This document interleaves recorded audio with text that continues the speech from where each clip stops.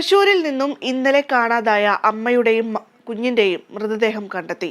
മണലൂർ ആനക്കാട് സ്വദേശിനി കുന്നത്തുള്ളി വീട്ടിൽ കൃഷ്ണപ്രിയ, മകൾ പൂജിത എന്നിവരാണ് മരിച്ചത്. പാലാഴിയിൽ കാക്കാമാട് പ്രദേശത്തെ പുഴയിലാണ് കൃഷ്ണപ്രിയയുടെയും മകൾ പൂജിതയുടെയും മൃതദേഹങ്ങൾ കണ്ടെത്തിയത്.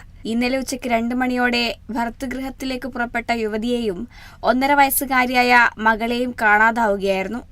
ഇത് സംബന്ധിച്ച് യുവതിയുടെ ഭർത്താവ് അന്തിക്കാട് കല്ലിടവഴി സ്വദേശി അഖിൽ പോലീസിൽ പരാതി നൽകിയിരുന്നു. കാഞ്ഞാണിയിലെ മെഡിക്കൽ ഷോപ്പിലെ ജീവനക്കാരിയായ യുവതി ഉച്ചയ്ക്ക് കുഞ്ഞിനെയും കൊണ്ട് ഭർത്താവിന്റെ വീട്ടിലേക്ക് പോവുകയാണെന്ന് പറഞ്ഞാണ് കാഞ്ഞാണിയിലെ സ്വന്തം വീട്ടിൽ നിന്നും ഇറങ്ങിയത്.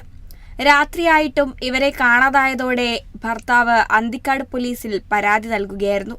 ഇന്ന് പുലർച്ചെയോടെ നടക്കാനിറങ്ങിയവരാണ് അമ്മയുടെയും കുഞ്ഞിന്റെയും മൃതദേഹം ആദ്യം കാണുന്നത്. പുഴയിൽ കമിഴ്ന്നു കിടക്കുന്ന നിലയിലായിരുന്നു മൃതദേഹം കണ്ടെത്തിയത്. പുഴയുടെ സമീപത്തു നിന്നും ലഭിച്ച ബാഗിൽ നിന്നും യുവതിയുടെ ID കാർഡും പോലീസിന് ലഭിച്ചു. അന്തിക്കാട് ASI പ്രവീണിന്റെ നേതൃത്വത്തിൽ പോലീസ് സ്ഥലത്തെത്തി മേൽനടപടികൾ സ്വീകരിച്ചു. Kerala vision news, Thrissur.